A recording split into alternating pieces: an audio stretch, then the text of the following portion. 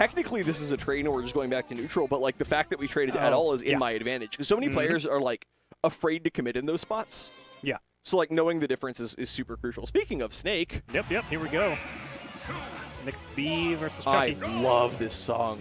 That's a real good song. This is my favorite Pokemon song in the entire game. So this is a matchup we've seen once or twice here at Shockwave. We have a kind of prolific Ness who's also played a kind of prolific Snake who comes in from out of town every once in a while. Every so often. Every so often. Yeah. So I hear he likes to push the B button. So do I. I think both of them do, really. B button. I think it's a Snake thing. B button real good in this matchup, though. Both characters are really, really good B buttons.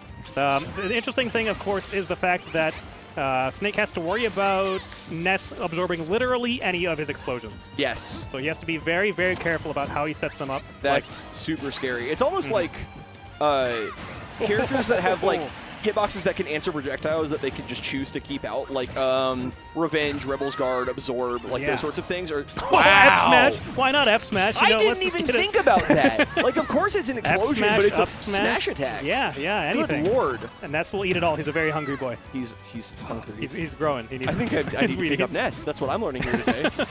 I'm sorry, I didn't mean it. But yeah, when you can have those little options that you can just hold to answer projectiles like that, it makes it so much harder for Snake. Yeah. Really good Snake players like MBD can definitely make it work, but you have to be very, very calculated in your setups. The trick is like being so aware of how you manipulate your projectiles to get to a point where you can throw them in such a manner that you condition them to put those out at inopportune times.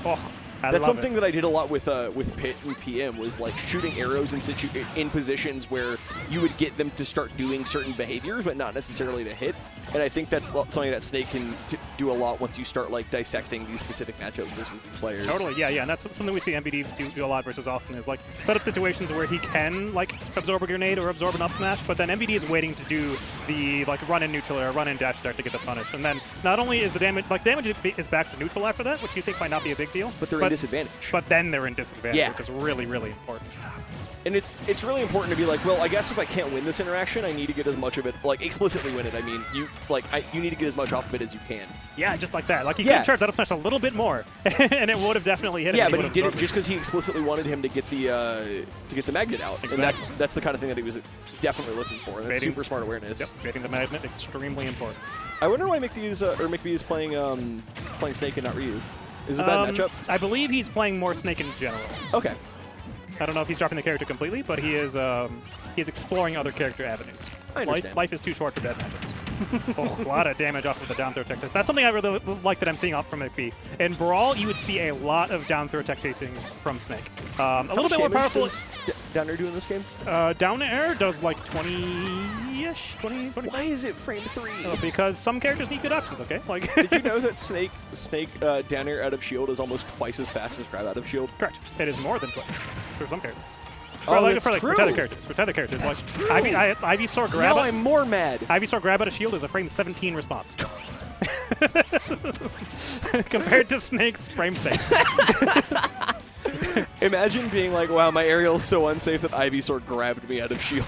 Yeah, like that has to be a bad aerial. It's astounding to me that a character with a frame 17 grab out of shield is still as powerful as Ivy.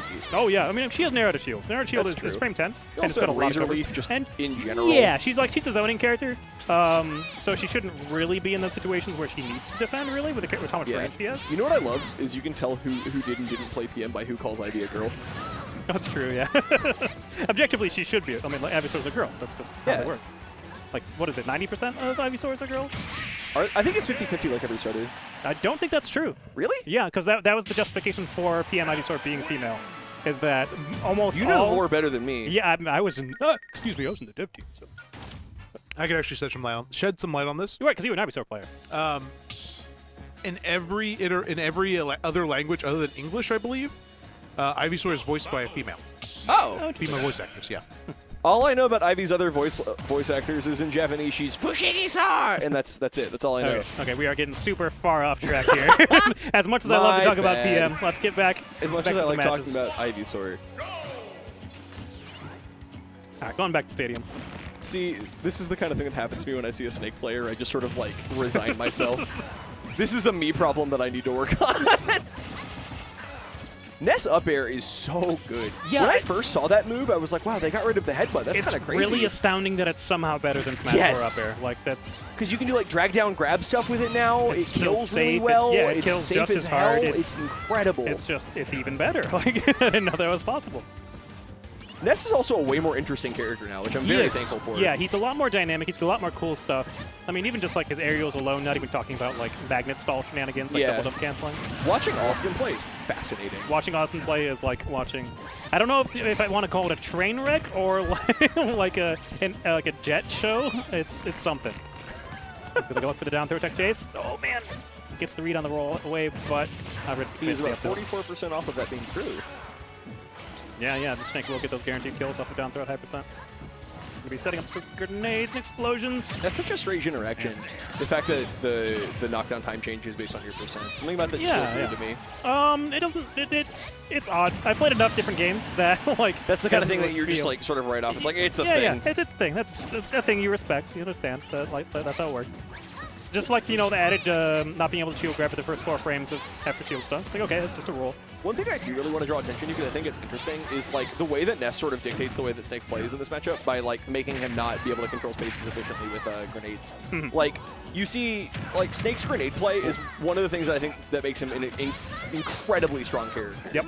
Just the ability to control that much space. But Ness is just like, well, if you try to do that against me, I'm healing for like 50. And it's so scary, the fact that... So one thing that I think is kind of interesting is a lot of back throws are the kill throw, which means you won't necessarily be using it whenever you're pressuring your opponent, but whenever they're pressuring you and you get a grab on them. Yeah, for sure. So lots of situations like that where they're like, haha, like, you have me in the corner, and that's what you thought, and now you shall die, Snake! Oh my wamo. Shinderu. You're already dead. Nani? I love that sound effect that plays after that, like the high-pitched like screech. It's very good. He's screeching from those uphill, that's for sure. I would love for someone to mod that in on the like the zoom-in screen. I mean, like Roy's screech, whatever he does off the top, is pretty close. Honestly. Yeah, that sounds about right. Oh man, if that spike had landed, that would have been so clutch. It's so cool seeing Snake have to play in like a more CQC kind of way. Oh my God! Yep. He grabbed the ledge a second time, so the down smash. Man, McBee is shaking his head there. He's not happy about that one. Definitely did not intend to just air dodge from the ledge down after holding the ledge. It's going to be a death sentence for sure.